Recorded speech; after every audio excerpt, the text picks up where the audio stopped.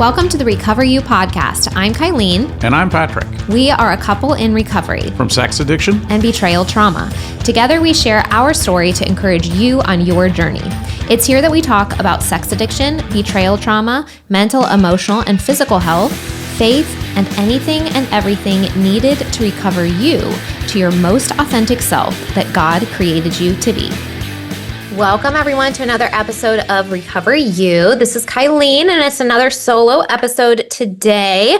Today, we're going to talk about 3 tips to support your body through betrayal. So this is, as you know and have or are experiencing, one of the most overwhelming, destabilizing experiences that you can have. And so I just want to talk a little bit about how this impacts your body, how it impacts your health, short-term and long-term, and of course, how we can support it. And I'm going to give you 3 sort of generalized pillars of safety, supplements, and sleep.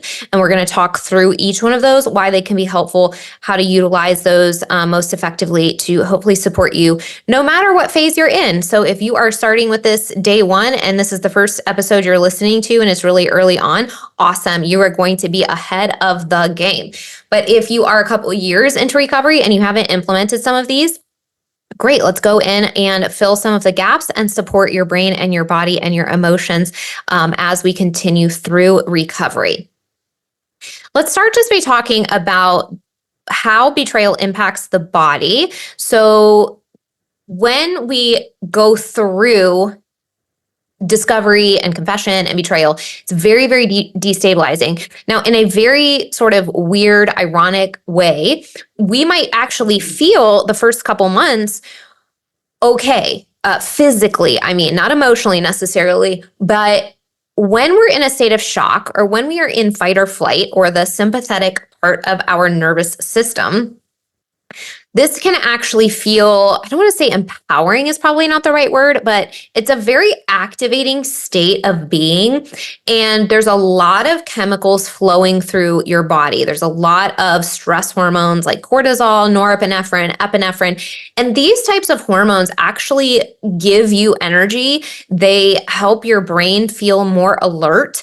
And so in a lot of ways, we can feel very, very capable during this phase. Like, I'm going to get things done. I'm going to get my spouse connected to the right resources. I'm going to do my own research. I'm going to, get everything set up. I'm going to have these conversations, right? And so in certain ways, this phase can feel like we're very physically okay, even though we are maybe emotionally in a significant place of distress. And so if you've experienced that, that's normal. And so one of the things I want to talk about is how stress impacts the body over time. It's not always immediate. So what happens when we're in this activated phase, when we're in sympathetic, when our body is activated, when we're under any kind of stress, whether it's mental, emotional, or physical? This requires energy, and energy requires nutrients in the body to literally perform basic body functions.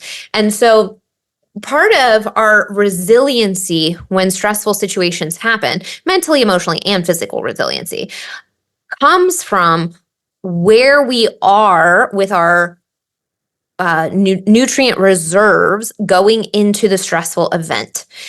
So if somebody is super calm, feels super safe, has a lot of reserves and resiliency, and then a stressful situation happens, then the imbalances from the body utilizing all of these nutrients under stress and pulling from these nutrients will not be experienced immediately. It will be experienced later. So when we're stressed and our body is gobbling up nutrients, over time, we're going to experience some sort of imbalance unless we are actively replenishing and making sure that we're creating safety, making sure that we're providing our bodies the nutrition and the support we need so that we're not literally becoming deficient or imbalanced with certain nutrient ratios.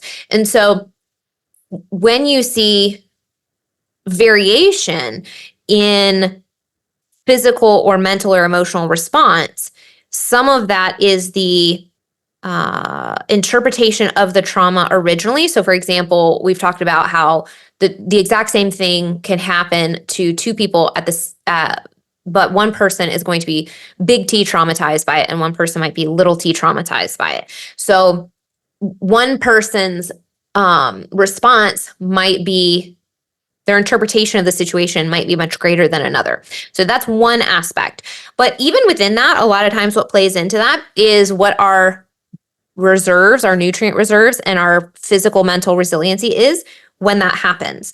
So that's just an important thing to note. So if our resiliency bucket and our nutrient bucket is super full, then we're going to ride betrayal a little bit more smoothly up front. And the symptoms, the long-term symptoms and the impact of it being mood instability, anxiety, fatigue, hormone imbalances, stomach upsets, all of these different things may come later.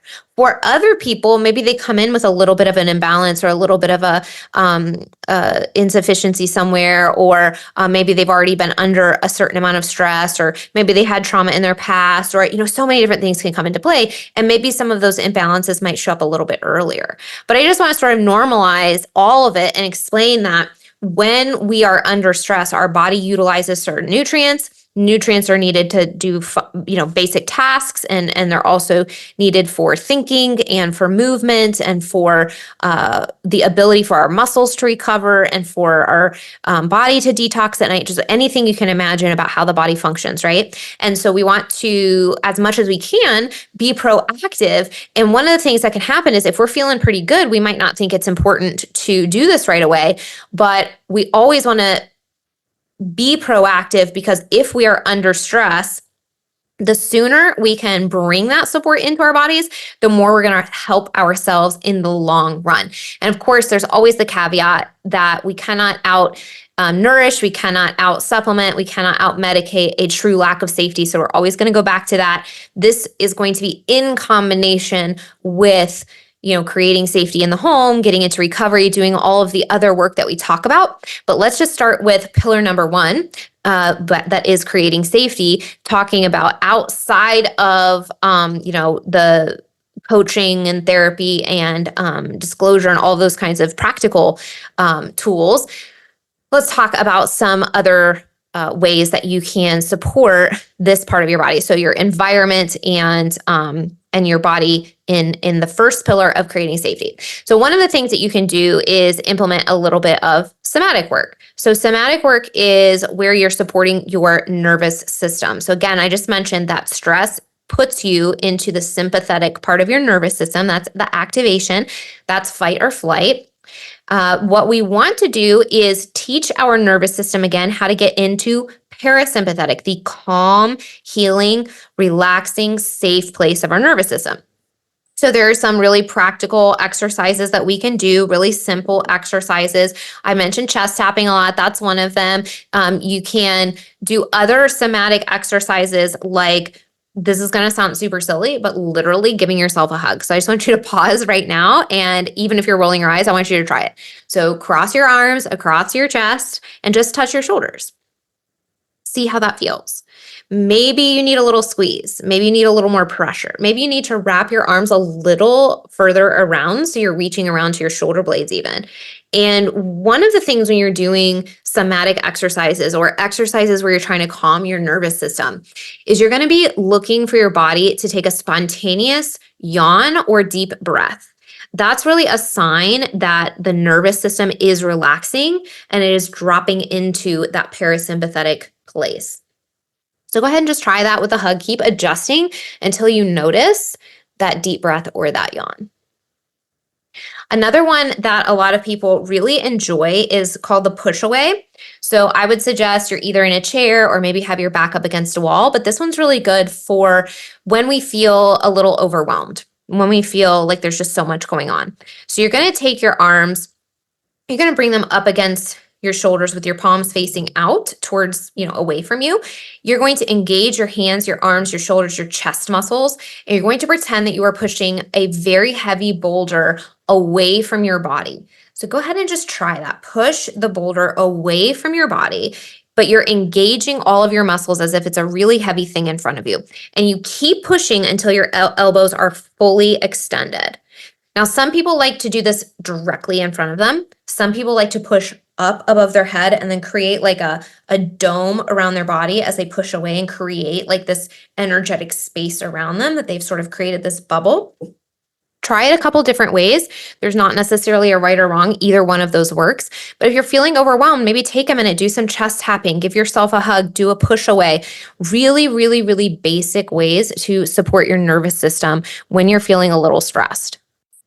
There are so many accounts if you want to find people that work as somatic practitioners. If that's something that resonates with you and you're like, oh my gosh, that felt so good, and that just feels like really aligned for you, that would be a really deep support for you. There are practitioners that specialize in somatic work. So definitely you could add someone like that to your team. And for other people, maybe that just doesn't resonate as much, but it's a tool you can have in your toolbox, and that's okay. The second piece to creating safety, we talk about this all the time, is making sure that you are communicating boundaries clearly. So a lot of times I will kind of help my clients kind of work through this because they might be really clear about something in their mind, but not maybe be sure how to communicate it, or maybe they just don't or haven't communicated it to their partner yet. So boundaries are just an opportunity to continue to create safety in your relationship, in your environment, in your home, and in your body. And something to always keep in mind as well is that you want to make sure that you are respecting your own self boundaries and self integrity, because that can cause more stress as well. So an example of that would be if I know I really am tapped out and I should say no to something, but I say yes to it, that can cause more anxiety in the body. So we want to make sure that we're very aware of what our level of tolerance is right now and respect that and respect our own needs, our own boundaries right now as part of creating that safety. And so sometimes what you'll hear people talk about a window of tolerance, and it's literally what it sounds like. It's how much resilience and tolerance you have at any point in time. And when you are navigating something like betrayal or going through a traumatic experience or recovery, as you are doing right now, that window is much smaller. So that's just, I want to validate that for you. If you're like, man, I just can't tolerate as much stress, or I can't tolerate as much in my schedule right now, or I just don't have as much energy throughout the day that I used to. All of that is normal because your window of tolerance has gone down through this period. And that's one of the reasons I really want to talk about creating safety, prioritizing rest, bringing in nutrition and nourishment into your body. Because what we want to do is, while you are creating the pillars of safety and recovery and connection with your partner, and you're navigating this, we want to make sure that we're also really, really caring for your mind and your body as you go through recovery, just to give it, all of the tools and resources and nutrients that it needs. So the first pillar is creating safety. We talked about somatic. We talked about setting some boundaries, making sure those are communicated, respecting your own boundaries and understanding your own window of tolerance, and making sure you are very aware of that. And then another tool that you could use here is breathing. So again, with that nervous system activation, one of the primary symptoms is your heart rate increases, and you have maybe heart palpitations, or you're just feeling a little more activated. This is really common, right? Anytime we might get triggered or stressed, it's a normal fight or flight response that the heart rate increases. And so one of the ways that we can support that is, somatic work is one, but another way to slow the heart rate down specifically is by controlling our breathing. So as long as your environment is safe and you don't need to run away from something, fight or flight, you don't actually need to leave the room, then to calm your heart rate down, you can actually take some deep breaths. But the key is to breathe out a little bit longer than you're breathing in. So if you choose to breathe in for 3 counts, breathe out for 6 counts. That's one of the most simple breathing exercises that you can do. And even if your heart rate is really activated, if you are able to sit down and do this for a few minutes, it will feel a little difficult to control it at first, but keep going, because within a couple minutes, it will bring the heart rate down and kind of create that sense of calm in your body again. The second pillar is supplementing. So we have safety, number one, and number two is supplementing.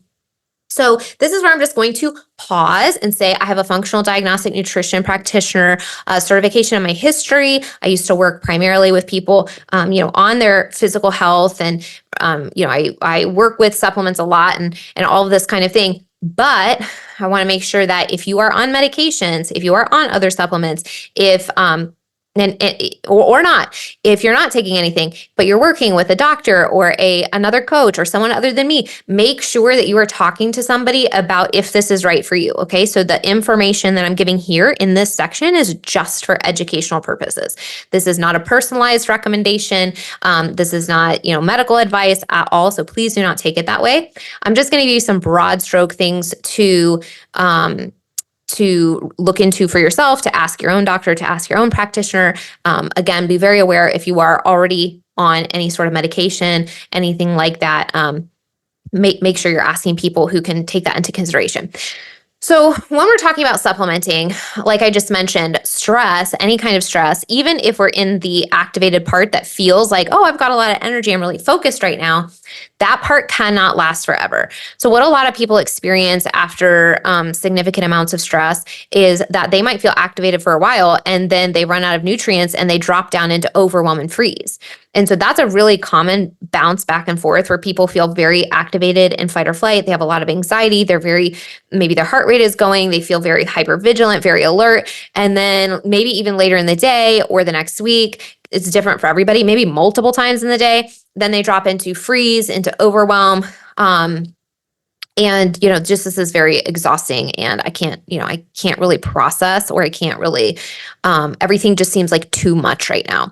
And really the body is kind of dropping into that phase to protect you. It's like we can't live in fight or flight forever. So I'm going to drop down into this phase where maybe I can gather some more nutrients, maybe I can force a little bit of rest.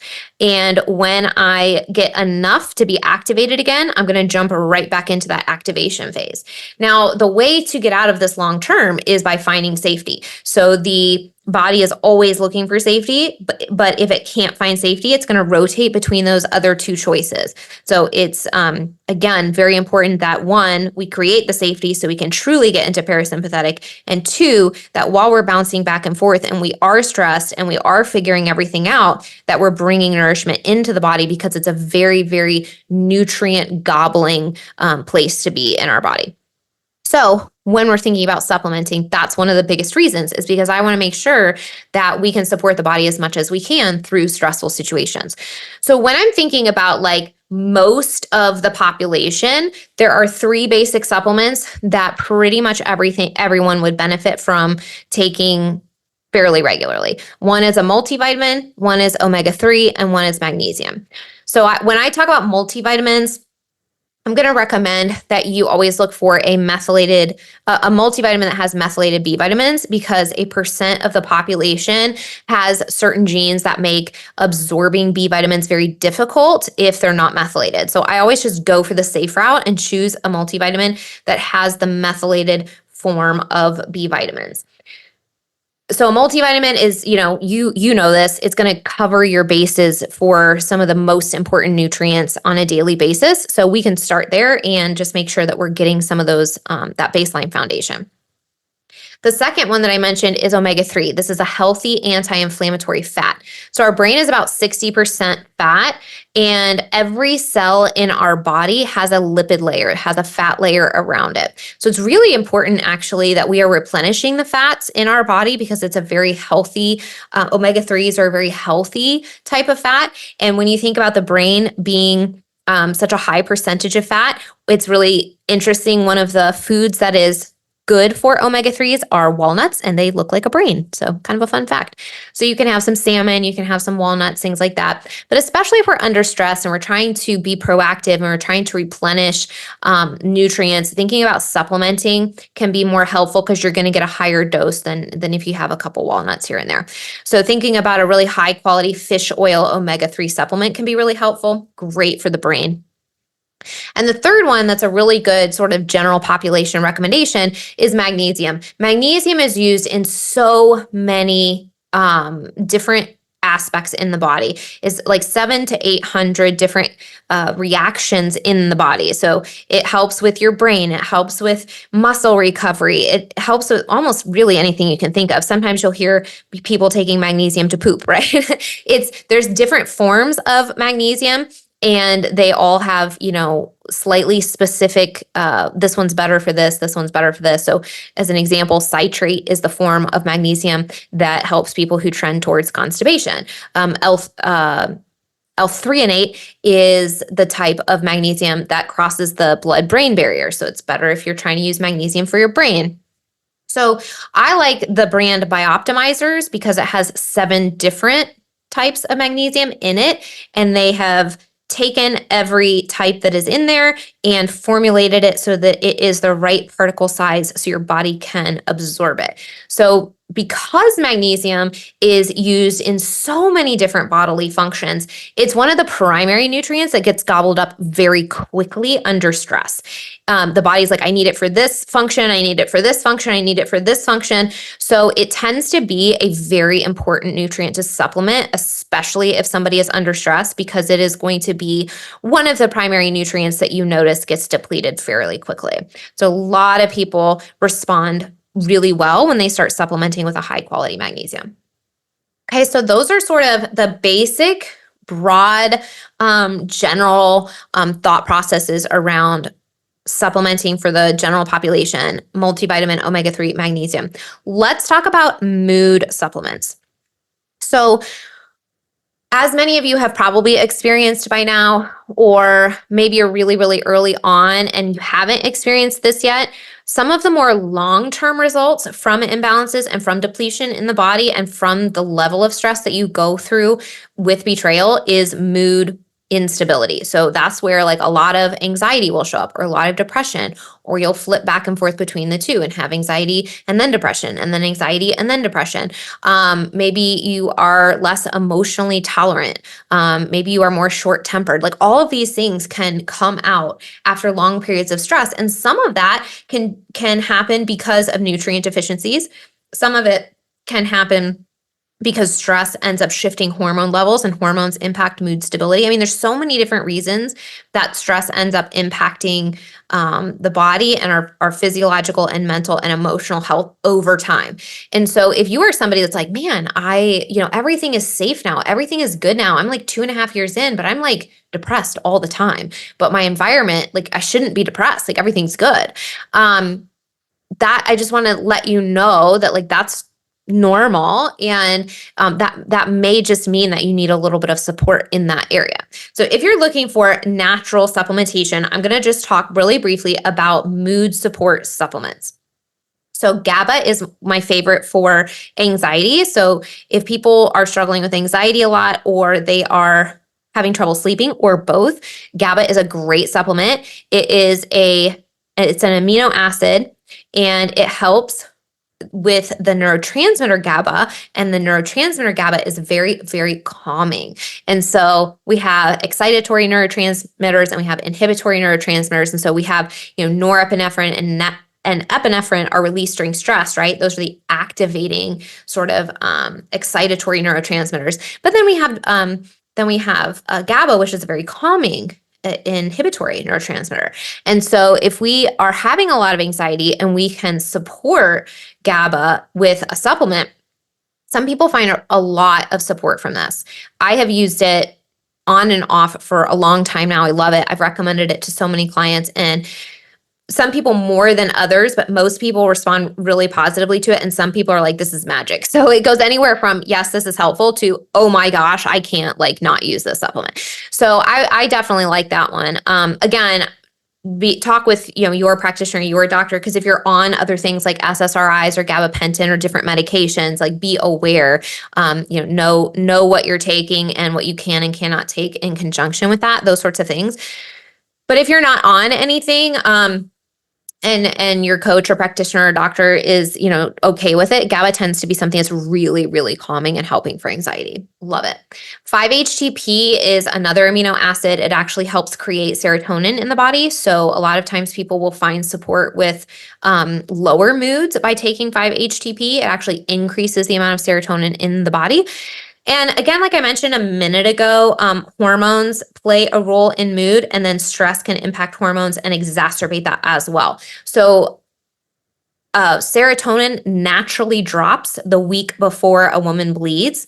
And so that's a natural shift in the body. So if you notice that you're getting a little more agitated, a little more depressed, a little more down, maybe you use 5-HTP just that week before and maybe during your bleed. But if you are on 5-HTP and you notice, hey, it's working really great, but then it works less great that week, that's why. So you can adjust the dosage according to that. But that can also be very, very helpful. L-theanine is another supplement that's very calming. You'll actually see this in a lot of like artsy coffees. You'll see like a ground roast that has L-theanine added to it. That's because L-theanine will actually work on calming the jitter reaction that some people get with caffeine. And so it will actually counteract that. So it will kind of calm the heart and that sort of thing, that reaction. So L-theanine and GABA, you will actually find utilized together really frequently. So people can either get them separately so that you can totally control the individual dosage, or a lot of supplements will actually combine GABA and L-theanine together as a calming agent. Really, really wonderful together. And then one that I'm going to mention that's probably going to perk up a lot of ears and be like, oh no, like this is scary and I don't know how I feel about this. And that's okay. Again, ask your practitioner, do your own research. But I'm going to throw it out there because I have really noticed that in the right situation, it can be very helpful.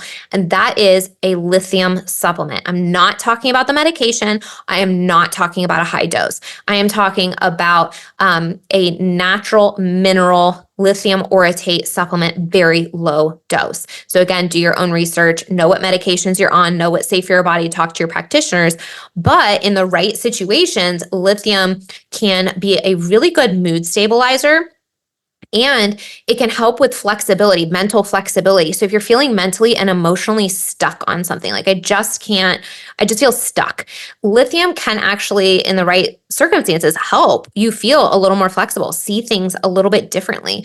And it can even help in situations with suicidality and that level of despair and depression and those types of significant negative feelings. And so again, be careful with what you're taking and making sure that it is safe and talking with your practitioners and knowing what is okay for you. If you have any medications, if you have any diagnosed conditions, et cetera, et cetera.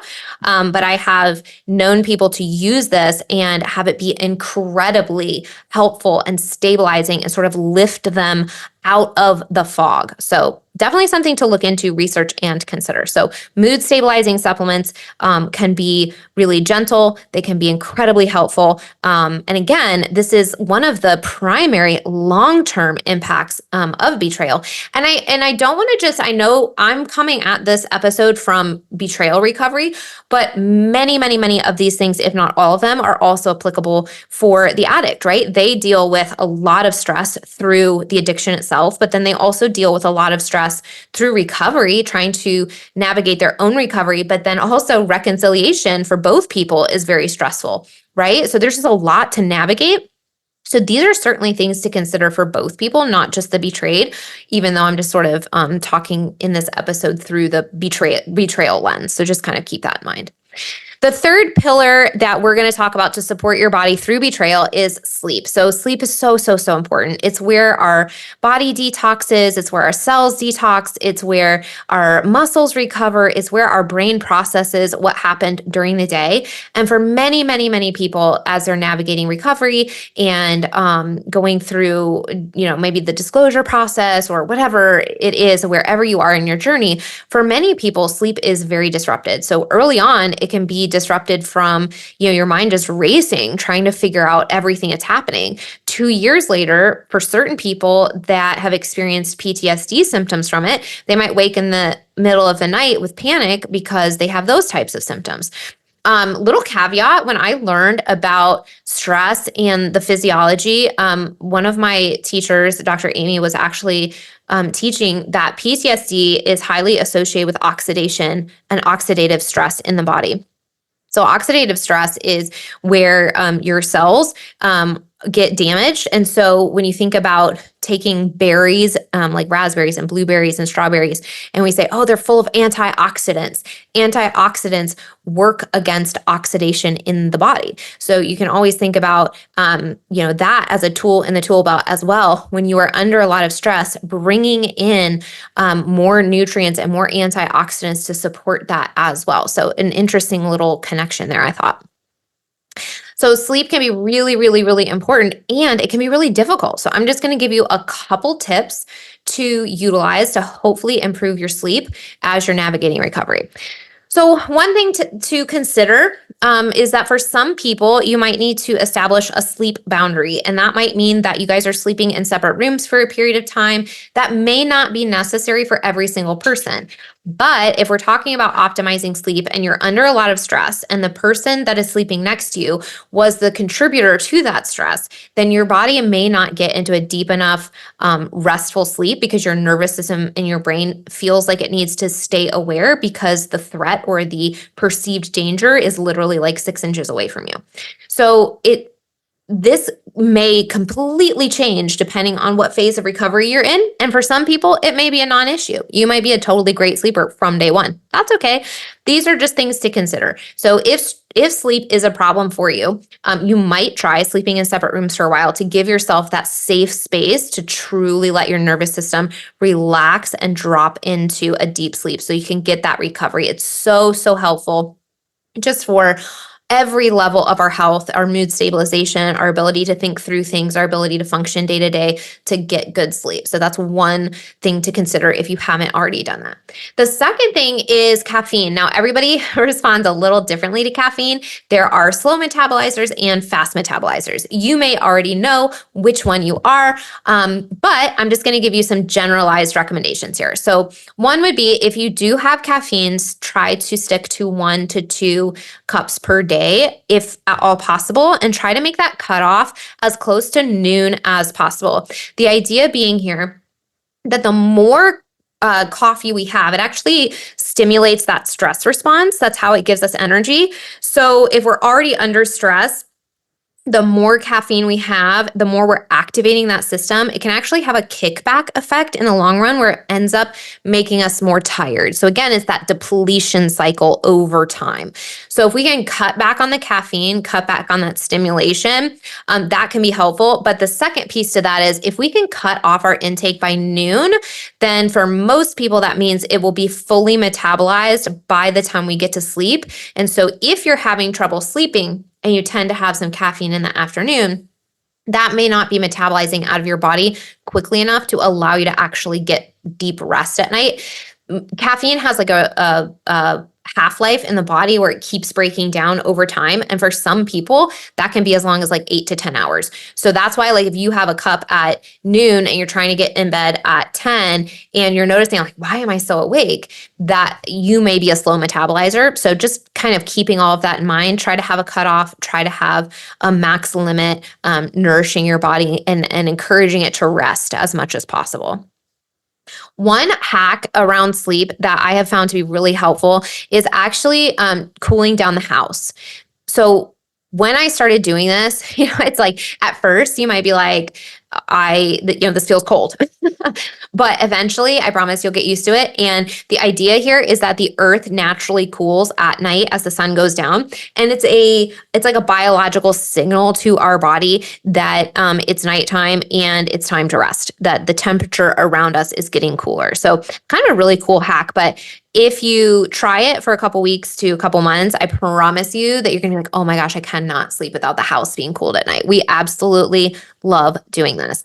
The recommendation is like 63 to 68 degrees. We've always stayed on the high end of that. 68 degrees is what we turn it to every night. And we really like that. So the key here is that you personally do not need to be cold. So if that means you start wearing socks to bed, you throw an extra blanket on your bed, that's okay. But really, it's the reality of your body being aware of the environmental surroundings being cooler that triggers your brain to understand that it's time to sleep. And it has like that really different response to it. So really small, really easy adjustment to make. If that is a dramatically different temperature than what you regularly sleep at, Drop it by like 1 degree at a time over several week period so that your body can kind of get used to it. But I promise it's a really helpful hack once you kind of get it down to that just right temperature. Helps you really get some good sleep. Another sleep tip is just to, as much as possible, and depending on where you are in recovery, this can be hard, but try to have a consistent bedtime. The brain and the body really does like patterns. And so when let's say you start to turn the temperature down at 9:00 every night, and then you're committed to getting in bed at 10 every night, over time, your body is going to remember that pattern and start making you tired around the same time every night. And, it may even start associating, oh, you dropped the temperature, it's time for me to get in bed, right? So you can create these little patterns and these little consistencies, and your body will connect to those as a pattern that it's time to wind down for sleep. So those are a couple of things that you can do there. And the last thing I'm going to recommend today is just to keep a brain dump journal by your bed.